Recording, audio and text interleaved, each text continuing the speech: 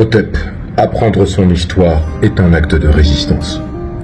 Je vais faire une vidéo parmi d'autres vidéos et relayer ce que d'autres disent, mais je crois qu'il est important à mon niveau de ne pas cesser de le rappeler. Je profite de mon audience, ma modeste audience.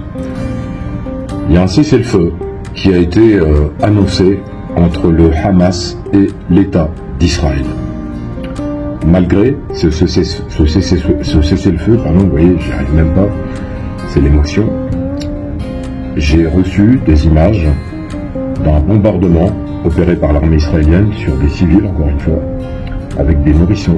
Les images sont effroyables, je ne peux pas les diffuser sur TikTok, ni ailleurs.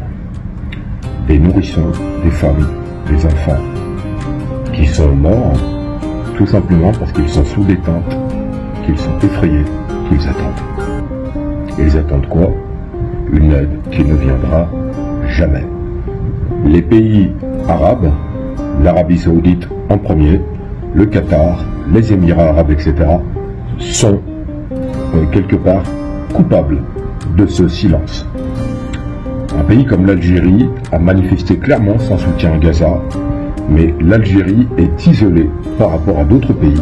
Il y a d'autres pays arabes, d'autres pays musulmans qui ne parlent pas. On nous parle de l'Ukraine, on nous parle de certains événements politiques. Le silence sur Gaza est devenu une culpabilité. Nous ne sommes pas des politiciens, nous n'avons aucune possibilité d'agir, néanmoins nous devons faire entendre notre voix. Quand vous voyez certains artistes, de Jamel Debbouze à d'autres, je cite Jamel Debbouze parce que j'ai vu des vidéos passées qui annoncent son film Mercato que je ne regarderai jamais, il est très clair que je ne l'ai pas entendu condamner ce qui se passe à Gaza. Ce qui se passe à Gaza est une extermination. Le peuple juif a subi la Shoah pendant la Seconde Guerre mondiale. J'ai écrit un livre dessus qui s'appelle Voleurs d'âme, en parlant du sort des Noirs dans les camps de concentration, mais bien entendu aussi des Juifs et cette fraternité qui existait entre des Juifs, des musulmans et des chrétiens, particulièrement à la mosquée de Paris. Mais ce qui se passe aujourd'hui n'a plus rien à voir avec cela. Le terme génocide a été créé justement pour qualifier la Shoah juridiquement. Aujourd'hui, ce qu'ils font à Gaza est un génocide, est une extermination. Et personne ne dit rien, à part nous répéter, ils se défendent. On se défend en bombardant les civils, je ne crois pas. Donc, si cette vidéo est censurée, je la reposterai de toute façon.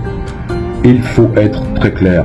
Au lieu de faire des lives bidons, de faire des vidéos pour parler de choses bidons, essayez d'avoir de l'humanité pour ces femmes, ces enfants, ces hommes, ces civils, qui tombent chaque jour par milliers sous les bombes, les tonnes de bombes d'un État qui a décidé d'exterminer une population.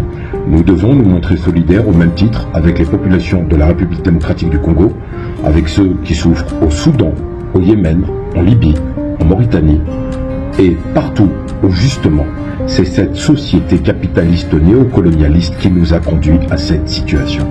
Il faut que ça cesse de manière urgente. Soutien et Free Palestine.